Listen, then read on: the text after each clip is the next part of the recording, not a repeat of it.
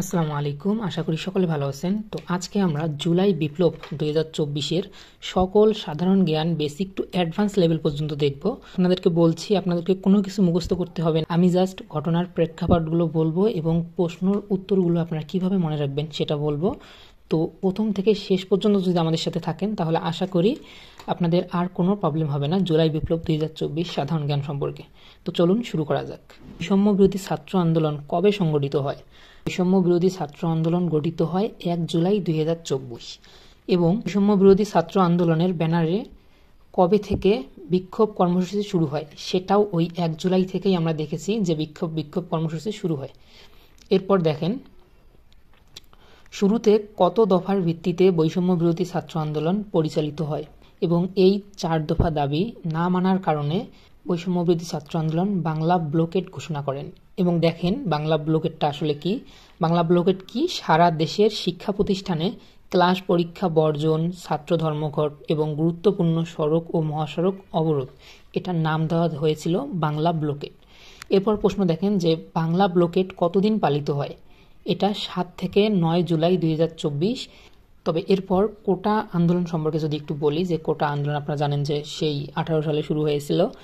এরপর কোটা তুলে নেওয়া হয়েছিল এবং ইদানিং কিছুদিন আগে আবার কোটার পক্ষে রায় দেওয়া হয়েছিল।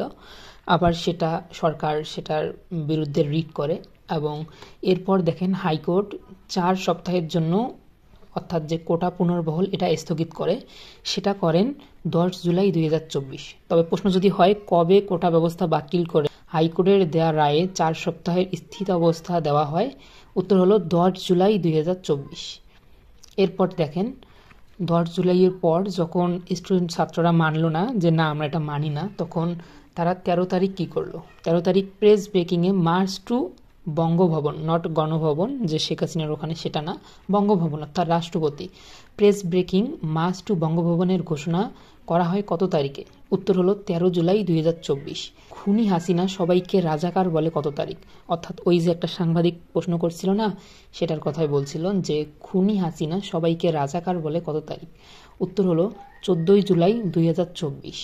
তো এই রাজাকার বলার পরপরই রাতের বেলা ঢাকা ইউনিভার্সিটি মিছিল বের করে এবং সেই মিছিলের স্লোগান ছিল তুমি কে আমি কে রাজাকার রাজাকার। তো এটা কখন বের হয়? সেটা হয় 14 জুলাই 2024 রাতে।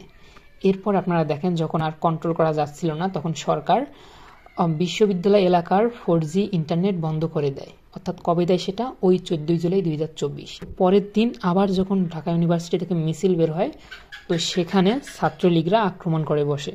তো সেই ছবিগুলো অনেক ভাইরাল হয়েছিল, আপনারা নিশ্চয়ই দেখছেন। তো প্রশ্ন, 15 জুলাই 2024 ঢাকা বিশ্ববিদ্যালয় মিছিল বের করলে কে অমানবিক নির্যাতন চালায়? উত্তর ছাত্রলীগ। এটা ক্ষোভ থেকে কুত্তালীগ লেখা হয়েছে। কোন শিক্ষার্থীর মৃত্যুর পর কোটা সংস্কার আন্দোলন আরও তীব্র হয়? এটা আমরা সবাই জানি যে 16 জুলাই আবু সঈদ ঘাতকের সামনে বুক পেতে দিয়েছিল, গুলি কর, বুকের ভিতর অনেক ঝড়, বুক পেতেছি গুলি কর। আবু সাঈদ নিহত হয় কবে? 16 জুলাই 2024। আর শহীদ আবু সাঈদ কোন বিশ্ববিদ্যালয়ের শিক্ষার্থী সেটা আমরা সবাই জানি, বেগম রোকেয়া বিশ্ববিদ্যালয়, রংপুর। এরপর শহীদ আবু সাঈদের গ্রামের নাম কি? বাবনপুর। এটা রংপুর জেলায় পীরগঞ্জ উপজেলায় অবস্থিত। ঢাকা, চট্টগ্রাম, বগুড়া ও রাজশাহী শহরে কবে বিজিবি মোতায়েন করা হয়? 16 জুলাই 2024। তখন অবস্থা খুব খারাপ দেখে সরকার, তখন তারা বিজিবি মোতায়েন করে। এরপর আপনি দেখেন 16 জুলাইয়ের পর যে 17 জুলাই দেখে ইউজিসি সকল শিক্ষা প্রতিষ্ঠান বন্ধের ঘোষণা দেয় এই 17 জুলাইয়ে। 18 জুলাই দেশের সব ধরনের ইন্টারনেট সেবা বন্ধ করে দেওয়া হয়। কবে সেটা? সেটা হলো 18 জুলাই। ও যে আপনারা সবাই দেখলেন না, পলক এক সময় এক কথা বলে, আমরা ইন্টারনেট বন্ধ করিনি, ইন্টারনেট আপনা আপনি বন্ধ হয়ে গেছে। প্রশ্ন, কমপ্লিট শাটডাউন কর্মসূচি ঘোষণা করা হয় কখন? সেই কমপ্লিট শাটডাউন স্টুডেন্টরা ঘোষণা করে 17 জুলাই 2024। কমপ্লিট শাটডাউন কি? একদম অসহযোগ আন্দোলন। কমপ্লিট শাটডাউন কর্মসূচি পালনের সময়কাল হলো 18 থেকে 22 জুলাই 2024। কবে সারা দেশে কারফিউ জারি ও সেনা মোতায়েন করা হয়? সেটা হলো 19 জুলাই 2024।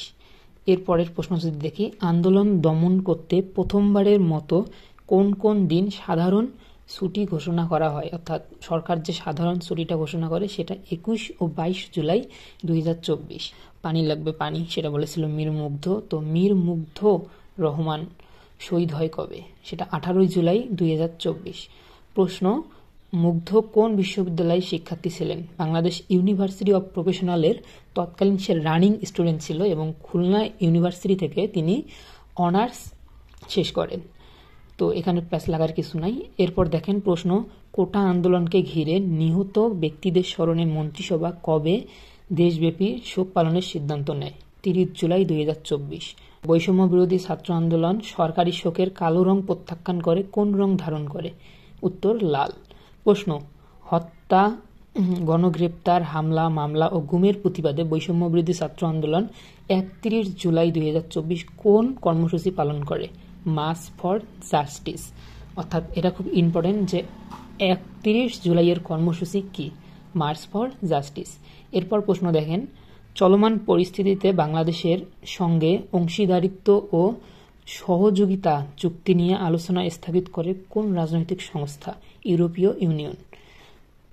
সারা দেশে হত্যা, গণহত্যা, গুম, খুন, হামলা, মামলার প্রতিবাদে 1 আগস্ট 2024 কোন কর্মসূচি পালন করা হয়? Remembering hour heroes. অর্থাৎ 1 আগস্ট, যেটাকে আমরা বলি 32 জুলাই, অর্থাৎ জুলাই এখনো শেষ হয় নাই। জুলাইয়ের রং লাল।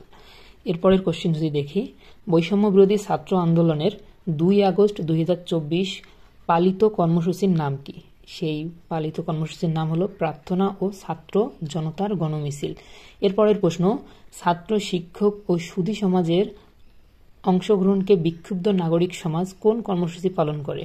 দোহযাত্রা কর্মসূচি। বৈষম্যবিরোধী ছাত্র আন্দোলন কবে থেকে অনির্দিষ্টকালের জন্য সর্বাত্মক অসহযোগ আন্দোলনের ডাক দেয়? অর্থাৎ শেখ হাসিনা পতনের আন্দোলনের ডাক দেয় 3 আগস্ট 2024। সরকার পতনের 1 দফা দাবি ঘোষণা করা হয় 3 আগস্ট 2024। প্রশ্ন, সরকার পতনের 1 দফা দাবিতে 5 আগস্ট 2024 পালিত কর্মসূচির নাম মার্চ টু ঢাকা। কালকে নয়, পরশুদিন নয়, কালকেই লং মার্চ টু ঢাকা। এটা হলো বাংলাদেশের স্টুডেন্টদের ইতিহাসের সবচেয়ে সফল সিদ্ধান্ত। আন্দোলনে উল্লেখিত 36 জুলাই আসলে কি? উত্তর 5 আগস্টে বিপ্লবী নাম 36 জুলাই, অর্থাৎ 5 আগস্টের বিপ্লবী নাম 36 জুলাই। আন্দোলনকারীরা দাবি পূরণ না হওয়া পর্যন্ত জুলাই মাসকে দীর্ঘায়িত করার প্রতীকী দাবি জানান। এরপরের প্রশ্ন, 1 দফা দাবির প্রেক্ষিতে গণ অভ্যুত্থানের মুখে শেখ হাসিনা কবে পদত্যাগ করেন? 5 আগস্ট 2024। শেখ হাসিনা কবে কোথায় পালিয়ে যান? 5 আগস্ট 2024 পালায় ভারতে। তো এটা প্রথম পর্ব। ধীরে ধীরে আরও 3-4টা পর্ব আমি দেওয়ার চেষ্টা করব। তো আমার চ্যানেলটা অবশ্যই সাবস্ক্রাইব করে সাথেই থাকবেন। এটা যে কোনো ক্ষেত্রে আপনাদেরকে কাজে লাগবে। ধন্যবাদ সবাইকে।